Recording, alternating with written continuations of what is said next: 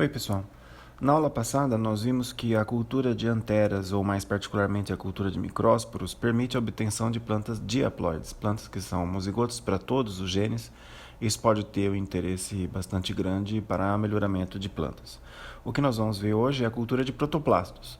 Na verdade, um protoplasto é uma célula vegetal isolada, da qual a parede foi retirada, quer seja por meios físicos ou por meios enzimáticos. O mais comum é que essa parede seja digerida por enzimas, mas no início, quando essa técnica começou a ser pesquisada, podiam ser isolados os protoplastos pelo método físico. Hoje em dia isso não é usado mais. No que consiste o isolamento de protoplastos pelo método físico? O tecido contendo as células que você vai querer cultivar são colocados num meio bastante hipertônico, por exemplo, 1 molar de sacarose. Isso vai fazer com que as células se plasmolizem, ou seja, a membrana desgruda da parede celular. A hora que você passa um bisturi bastante afiado nesse tecido, se por sorte o bisturi cair exatamente no espaço entre a parede e a célula vai ser isolada, quer dizer, o protoplasto vai ser isolado, porque o protoplasto é justamente a célula sem a parede celular. Esse meio onde você colocou agora o protoplasto tem que ser um meio isotônico, porque se o meio continuar sendo hipertônico, o protoplasto vai acabar murchando irreversivelmente. Se você colocar no meio hipotônico, ou seja, tem muita água, o protoplasto vai acabar arrebentando, estourando, rompendo a membrana plasmática. Claro que essa técnica não é usada mais, porque vocês imaginem que para você passar o bisturi ali, a maior parte da célula você vai cortar e vai estragar e vai acabar produzindo o que a gente chama de debris. O debris é resto celular, então são células que foram destruídas. Então esse método é bastante trabalhoso e muito pouco eficiente. Hoje em dia, quem quer fazer isolamento de protoplasto faz pelo método enzimático. Então, o tecido vegetal é imerso numa solução isotônica para que os protoplastos isolados não se rompam ou não colapsem, e essa solução tem enzimas que vão digerir a parede celular. Do que é composta a parede celular? Celulose, hemicelulose, pectina. Então, as enzimas são justamente as enzimas que vão digerir essas substâncias. Então, as enzimas são geralmente celulases, hemicelulases e pectinases. O tecido ele é ferido com bisturi, justamente para que essas enzimas possam entrar pela cutícula da folha. Isso é geralmente feito com tecido de folha. E depois os protoplastos isolados são separados dos debris dos restos celulares por centrifugação. Então essa imagem que vocês estão vendo aí mostra então protoplastos isolados de folhas. Essas bolinhas verdes são os cloroplastos, né? E eles assumem essa forma redonda. A célula vegetal é famosa por ser um cubinho, né? Por causa da parede. Aí as células são bem redondinhas, esféricas, né? Porque está em meio isotônico e a parede foi removida. Então esse é um resumo do processo feito em Arabidopsis, a nossa planta modelo para biologia molecular e para biologia celular. Então aí foi escolhida uma planta com 5 semanas de idade. Geralmente você pode escolher uma planta com qualquer idade, desde que a planta esteja saudável, e as folhas mais jovens são preferíveis. A folha foi toda picada com uma lâmina, você pode fazer isso com bisturi. Foi colocada numa solução contendo as enzimas, né, celulase, hemicelulase e pectinase. Você coloca isso para incubar a temperatura ambiente mesmo, ou no máximo até 37 graus aí de um dia para o outro, e em 16, 18 horas as enzimas já agiram e os protoplastos podem ser ali coletados por centrifugação. Geralmente, para cultivar os protoplastos, o meio de cultura que a gente usa é bem mais rico em nutrientes do que os meios tradicionalmente usados para a cultura de tecidos inteiros ou para fragmentos de tecido.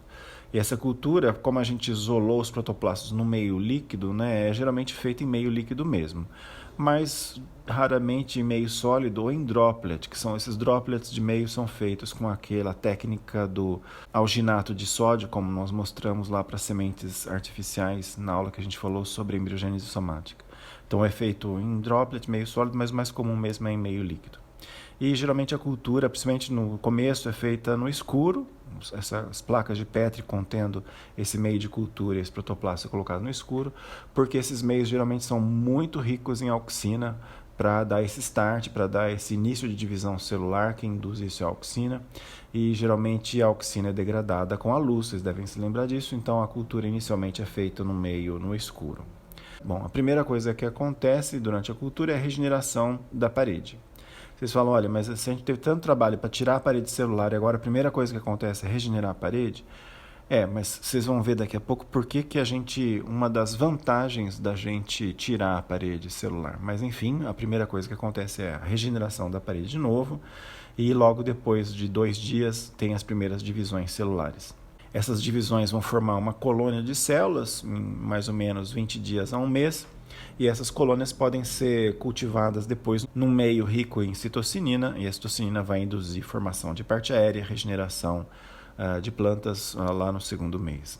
Então esse é um exemplo prático aí, são protoplastos de beterraba. Vocês estão vendo já na primeira imagem um protoplasto que a parede já deve estar regenerando já e as primeiras divisões são mostradas logo em seguida e a gente já tem ali na F uma microcolônia. Essas microcolônias já são possíveis de ser observadas a olho nu e cerca de um mês depois a gente já tem os microcalos. Esses calinhos podem ser transferidos no meio rico de citocinina para regenerar a parte aérea. Vocês estão vendo que quando a gente regenera protoplasto, cada célula isolada vai dar origem a um calo que pode dar origem a uma ou mais plantas. Então aí é o caso extremo em que a gente está cultivando uma única célula e essa única célula vai se dividir para dar origem a uma planta inteira ou, se você formar um calo antes, a mais de uma planta inclusive.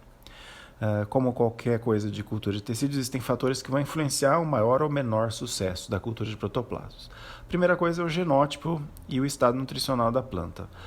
Vocês viram nós mostramos na aula passada que a cultura de anteras e de micrósporos, por exemplo, depende muito da característica genética, da variedade da planta que você está usando. Existem variedades ou espécies de plantas que são mais propensas a facilidade de divisão celular, por exemplo, em cultura, para dar então sucesso na cultura de protoplastos, e outros genótipos são mais difíceis. Tudo que é uma questão de encontrar a combinação hormonal ideal para o material genético com o qual você está trabalhando. E quanto melhor o estado nutricional da planta doadora, melhor.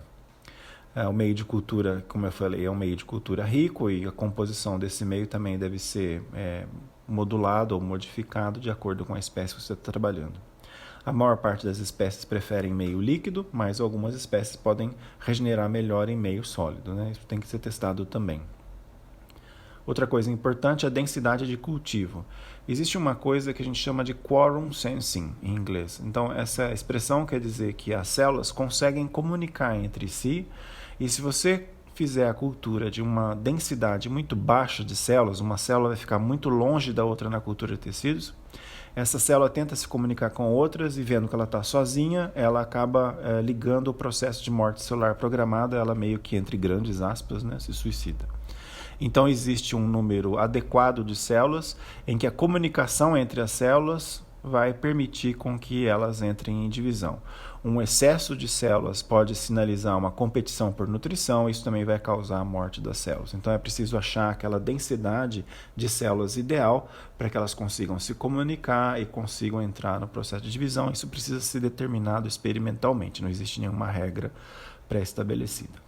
O quinto fator é um pouco raro, mas pode acontecer. Existem algumas espécies que precisam não só de ter um quorum sensing, um número determinado de células para começar a se dividir, mas também precisa de pedaços inteiros, pedaços íntegros que não foram então protoplastizados de tecido da mesma espécie para estimular o início das divisões celulares. A gente chama isso de nursing cultures. Então são culturas enfermeiras, entre aspas, que vão ajudar estas células a se dividir e a regenerar plantas.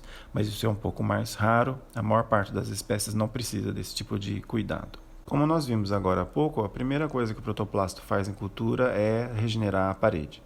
Então vocês devem imaginar, mas para que a gente tirou a parede se a primeira coisa que ele faz é regenerar a parede de novo? Porque uma das aplicações da cultura de protoplastos, ou da obtenção de protoplastos, é a fusão deles.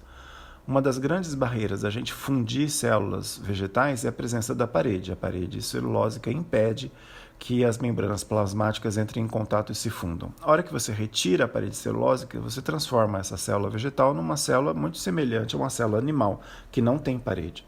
E as células animais se fundem com muita facilidade. Então as células vegetais, agora transformadas em protoplastos, também podem se fundir com uma certa facilidade. Então, quando a gente funde duas células vegetais, há a possibilidade dos núcleos dessas células se fundirem também e a gente obtém o que a gente chama de um heterocário. Então, um heterocário é uma célula produto da fusão de dois protoplastos vegetais. Essa célula então vai ter um núcleo que é híbrido, ou tem os dois genomas das duas células que você fundiu. Se você fundir células de espécies diferentes, você vai ter um híbrido somático. Então, uma célula somática da planta foi usada para combinar o genoma desta planta com o genoma de uma outra planta. Então, isso é um pouco diferente da fusão de gametas, em que os gametas são haploides, é N, o núcleo do tubo polínico com o núcleo da célula ovo, né, que é a reprodução sexuada. Nesse caso, o que a gente está fazendo é simular isso, mas com células somáticas. E é óbvio que o produto dessa fusão, como é 2N de uma célula somática com 2N da outra célula somática, vai ser um produto tetraploide. Então, por definição, os híbridos somáticos são tetraploides. Então, tá aí os dois eventos que devem acontecer. O primeiro é a fusão celular, a fusão dos protoplastos. Isso acontece porque a membrana obedece àquele modelo do mosaico fluido, então isso é um fluido, na verdade. Quando você coloca as duas membranas muito próximas, elas acabam se perturbando e soldando, fundindo-se umas às outras, e você tem a fusão celular. Não necessariamente as células se fundindo, os núcleos vão se fundir também, mas isso pode acontecer. Então, a fusão celular é uma coisa, a fusão dos núcleos é outra, a gente chama a fusão dos núcleos de cariogamia. Então, vocês estão vendo as duas células aí, uma com núcleo verde e uma com núcleo vermelho, e aí, a hora que as células se fundiram, houve fusão celular, e logo em seguida os dois núcleos se fundiram para dar origem a um novo núcleo 4N, amarelo, esse amarelo significa a fusão do genoma vermelho com o genoma verde, aí nesse caso do exemplo. Então, a fusão de protoplastos ela pode ocorrer espontaneamente enquanto os protoplastos estão isolados em contato um com o outro antes que eles regenerem a parede. Então, depois da regeneração da parede, essa fusão não vai mais acontecer. Mas geralmente a fusão ela é induzida para aumentar a chance de que isso aconteça e pode ser induzida quimicamente com o uso de produtos que vão cancelar as cargas eletrostáticas das membranas, que então vai propiciar com que elas consigam se aproximar bastante sem se repelir, lembrando que as membranas plasmáticas têm carga positiva por causa daquela cabeça polar do lipídio, vocês devem se lembrar isso de biologia celular. Então o polietileno glicol, que é o PEG, é usado para anular essas cargas e permitir com que as membranas se aproximem e se fundam. E também a eletrofusão. Então, essas cargas são anuladas a partir de uma corrente e um campo magnético, uma corrente elétrica e um campo magnético. Aí está um exemplo de fusão de protoplastos usando o PEG. No exemplo, aí vocês estão vendo, foi isolado células de uma planta que cresceu no escuro, então ela não tem cloroplasto, de uma planta que cresceu no claro, portanto tem protoplastos. Então vocês estão vendo essas células mais claras, mais brancas, transparentes, e as células verdes, e aí dá para ver vários casos de fusão entre essas células começando a acontecer. Nesse exemplo da direita, a gente tem uma célula de pétala, que a pétala era vermelha, e claramente se fundiu já com uma célula de folha, que é essa célula que tem cloroplastos verdes, porque esta célula aí ela é vermelha, contém então um vacúolo com pigmento. Essa célula deve ter vindo da pétala, mas a mesma célula contém cloroplastos, então se são verdes, eles vieram da folha. Isso é uma célula então híbrida. A gente não consegue saber nesse caso se os núcleos se fundiram ou não, mas em todo caso essa célula já é uma célula em que ocorreu fusão celular. Outras coisas podem acontecer, como vocês estão vendo ali no exemplo de baixo, uma fusão de 3 células ao mesmo tempo, né? Então você tem uma célula verde, uma que veio de uma pétala e outra que veio também, é verde também veio de uma folha. E as 3 células estão se fundindo. Então pode acontecer isso também. Nem sempre os produtos dos híbridos somáticos vão ser tetraploides, podem ser poliploides, porque vão agregar mais do que 2 células. Isso pode acontecer também com uma certa frequência. Tudo vai depender se esse produto depois vai ser compatível com a regeneração, se essas células triploides, hexaploides, octoploides conseguem se regenerar em cultura de tecidos. O mais comum é que as células diploides e até tetraploides consigam regenerar, as diploidia mais alta com um pouco mais de dificuldade. E aí a gente tem o aparato para eletrofusão. São placas de Petri modificadas, e elas contêm aí esses eletrodos. Essa tomadinha ali do eletrodo vai ser ligado numa fonte, tipo essas fontes de eletroforese, né, de alta tensão. Ligando-se na alta tensão entre esses dois eletrodos, vai ser gerada uma corrente magnética que vai fazer com que as células se alinhem e se fundam. Aí vocês estão vendo dois exemplos, um com os eletrodos mais distantes, eletrodos mais próximos. Isso tem que ser testado, qual é o melhor aparato que funciona para o seu material. E vocês estão vendo um exemplo de eletrofusão. Quando você liga a corrente elétrica de alta tensão, se gera um campo magnético e as células, os protoplastos, acabam se alinhando, formando isso que a gente chama de colar de contas, né? Esse alinhamento aí dos protoplastos. Em um determinado momento se dá uma descarga elétrica alta, de alta tensão, e eventualmente isso vai desestabilizar algumas das membranas dessas células que estão alinhadas e eventualmente as células vão se fundir, como está mostrado aí na imagem da direita. Esse processo de alinhamento demora alguns segundos, mas o processo de fusão demora microsegundos, então é um pouco difícil de documentar. Aí vocês têm uma documentação que foi usada uma câmera de alta velocidade, vocês veem o momento da fusão entre as duas células que estão ali dentro desse círculo pontilhado branco, né? Existia a célula de cima e de baixo e ali na figura E já a fusão celular. Muito bem, para que a gente quer fazer fusão de protoplasto? Quais são as aplicações disso? A aplicação mais óbvia é que se um protoplasto veio de uma espécie e o outro protoplasto veio de outro, a hora que você funde, você vai ter um híbrido. Muitas vezes você quer cruzar duas plantas que florescem em épocas muito diferentes, ou que não ocorrem na mesma região, ou não podem ser cultivados na mesma região, e o que você faz então é usar a fusão de protoplasto. Uma vez que isso não envolve polinização, não envolve incompatibilidade esporofítica nem gametofítica, isso permite também cruzar espécies que tenham essas incompatibilidades. E isso rompe também barreiras de espécies e barreiras de gênero e às vezes até de famílias. Então existem exemplos de protoplastos de plantas de famílias diferentes que foram fundidos e deram origem a plantas híbridas. Em alguns casos, o que a gente quer obter não é a fusão dos núcleos das células parentais, mas obter o núcleo de uma espécie no citoplasma de outra espécie. Isso às vezes pode ser interessante porque, por exemplo, algumas variedades de milho possuem esterilidade, são machos estéreis e possuem a esterilidade citoplasmática. E a esterilidade pode ser passada então para uma outra variedade de milho ou mesmo para uma outra espécie com a obtenção de síbridos. Então, no síbrido, o núcleo é de uma espécie e o citoplasma é de uma outra espécie. Ou às vezes você quer simplesmente obter plantas tetraploides, então a fusão vai ocorrer entre células de uma mesma espécie e você vai obter plantas então que são tetraploides, hexaploides, octoploides, daquela mesma variedade, daquela mesma espécie. No entanto, geralmente a intenção primeira é obter híbridos somáticos mesmo. Então é isso, a gente está vendo diferentes exemplos de possíveis produtos da fusão de protoplastos. Uma das coisas que mais vai ter são as células que não se fundiram. Então você vai acabar recuperando plantas na cultura, regenerando plantas de células que são 2N, de células que não sofreram fusão. O processo de fusão celular tem uma certa eficiência, mas essa eficiência é muito pequena, na ordem de 2, 3, no máximo 10%. Quer dizer que 90% das plantas que vai regenerar são plantas parentais. O que pode acontecer também é você regenerar homocários, ou seja, as células que têm esse núcleo vermelho se fundiram entre si, geraram uma planta que é tetraploide, mas ela contém 2 vezes o mesmo genoma, a mesma coisa para a célula aí do genoma verde, né, com o núcleo verde.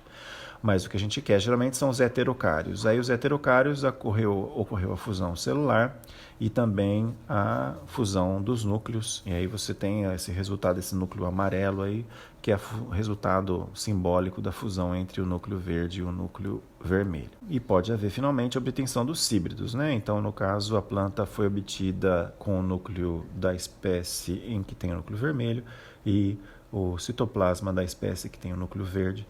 Mas notem que a planta que vai ser generada aí vai ser diploide, vai ser 2N, porque ela herdou o núcleo só de um dos pais, com as organelas, né, cloroplasto e mitocôndria, da outra espécie. Bom, se a gente regenera todas essas coisas da cultura, né, plantas que são 2N, plantas que são 4N, plantas que são homocários, heterocários, né, e híbridos, que são os outros produtos, como é que a gente faz para reconhecer quem que são os híbridos somáticos, ou seja, quem são os heterocários, que geralmente é o que nos interessa mais? Bom, para separar as plantas que são diploides das tetraploides, você tem que contar o número de cromossomos, isso é a coisa mais segura de se fazer, mas dá um certo trabalho para contar cromossomo de planta. O que você pode ver é, olhando numa lupa as folhas das plantas regeneradas e observar o tamanho dos estômatos e comparar com o tamanho dos estômatos das espécies parentais. Geralmente, quando as plantas são poliploides, há um aumento proporcional no tamanho dos estômatos. Quanto maior o estômato, maior a ploidia da planta que você está observando. Então, geralmente, comparando o tamanho dos estômatos da planta regenerada, você sabe separar as diploides das tetraploides. Outra coisa são marcas morfológicas. No nosso exemplo, a gente deu lá o núcleo vermelho e o núcleo verde, isso geralmente não vai acontecer, mas você tem folhas, por exemplo, lanceoladas em uma espécie, folhas palmadas na outra, e aí o híbrido vai ter uma mistura entre as duas, possivelmente, morfologicamente ele vai ser intermediário aos pais, ou usando marcadores moleculares, como testes de paternidade, que geralmente são usados na obtenção de híbridos normais entre as plantas. Então aí vocês estão vendo um exemplo em batata. Foram obtidos híbridos somáticos entre uma variedade de batata comum, Solanum tuberosum, que é essa variedade C13, e foram obtidos híbridos somáticos com duas espécies de Solanum diferentes, a Solanum pinnatisectum e com a Solanum etuberosum. Então está vendo aí o híbrido somático entre a C13 e a Solanum pinnatisectum. Tem ali uma folha que é intermediária entre os pais e tem também um tubérculo que é intermediário, né? A Solanum pinnatisectum tem os tubérculos mais arredondados, mas a C13 tem o tubérculo bem maior. Então agora o híbrido somático tem um tubérculo maior e arredondado. No híbrido somático entre a C13, a batata comum, e o Solanum etuberosum, chama etuberosum justamente porque não tem tubérculo, né? Ele não forma tubérculo. O híbrido somático forma tubérculo, mas com uma forma completamente diferente da forma de tubérculo que você esperaria de uma batata comum. Então, por marcadores morfológicos, né, por características morfológicas, você consegue saber quem que é o híbrido e quem que são os pais, que você já tinha informações anteriormente sobre eles. Aqui é um outro exemplo de híbrido somático em algodão, gênero Gossypium. A hibridação somática entre duas espécies, Gossypium stocksii e Gossypium arboreum. E no meio aí vocês conseguem ver o híbrido somático entre essas duas espécies. Ele é mais vigoroso, tem um porte maior, mesmo porque ele é um poliploide, né? Então, morfologicamente, você também consegue separar as duas espécies do híbrido somático. Na teoria, todas essas coisas podem parecer bastante interessantes, essa técnica pode parecer com uma potencialidade muito grande, mas, no entanto, existe uma série de limitações que fizeram com que a hibridação somática seja muito pouco usada e eu arriscaria até dizer abandonada como uma técnica de alguma aplicação. Primeiro porque é um método caro, dá muito trabalho e é muito pouco eficiente. Como eu falei para vocês, você consegue obter 1, 2, 3% no máximo de híbridos somáticos no meio daquele monte de coisa que você tem que regenerar. Nem todas as espécies têm protocolo eficiente de cultura de tecidos, ainda mais de cultura de protoplasto, que é mais difícil ainda. E a fusão também tem que ocorrer, tem que dar certo, e você tem que ter a chance de ter a produção de heterocários e você conseguir regenerar plantas a partir deles. Então, existem muitos exemplos de produção de híbridos somáticos. Aliás, isso aí foi a minha dissertação de mestrado. Quando eu fiz meu mestrado, eu fiz híbridos somáticos entre espécies diferentes de maracujazeiro, mas nunca foi usado em programas de melhoramento, porque uma das coisas que a gente não pode esquecer é que os híbridos somáticos são tetraploides. E a hora que você obtém uma planta tetraploide, ou ela é diretamente usada como uma nova variedade, ou ela deve ser retrocruzada com os pais. No entanto, se você tentar cruzar uma planta que é tetraploide, 4N, com uma planta que é diploide, 2N, o resultado vai ser uma planta triploide, que provavelmente é estéril. Então, existe esse grande impedimento da utilização de híbridos somáticos em programas de melhoramento tradicionais, a menos que você use o híbrido somático como uma nova variedade ou num programa de melhoramento de variedades tetraploides, o que não é muito comum. Uma outra dificuldade, mas acho que eu não diria que é uma dificuldade, é na identificação dos híbridos. Como é que você vai separar quem é híbrido, quem é cíbrido, e quem teve homocário, quem teve heterocário? Isso nem sempre é uma dificuldade muito grande, porque vocês viram morfologicamente, na maior parte dos casos, é possível se identificar os híbridos somáticos. Eu acho que a maior limitação mesmo é o fato dos híbridos somáticos serem tetraploides. E aí isso impossibilita você usar esses híbridos em programas de melhoramento tradicionais. Mas, de qualquer forma, está aí, é uma aplicação da cultura de tecidos e é o limite que a gente consegue chegar, é a cultura de uma única célula vegetal e muitas vezes você até retira a parede celular dessa célula, é um protoplasto, mas você consegue fazer com que esse protoplasto regenere a parede e dê origem a uma planta inteira, provando que realmente você consegue, a partir de uma única célula, regenerar uma ou mais plantas, inclusive, a partir dessa única célula vegetal. Então, eu acho que era isso que a gente tinha para apresentar hoje. Se tiverem alguma dúvida, me mandem e-mail. Façam os exercícios correspondentes a essa aula. E até a próxima, então. Tchau, tchau.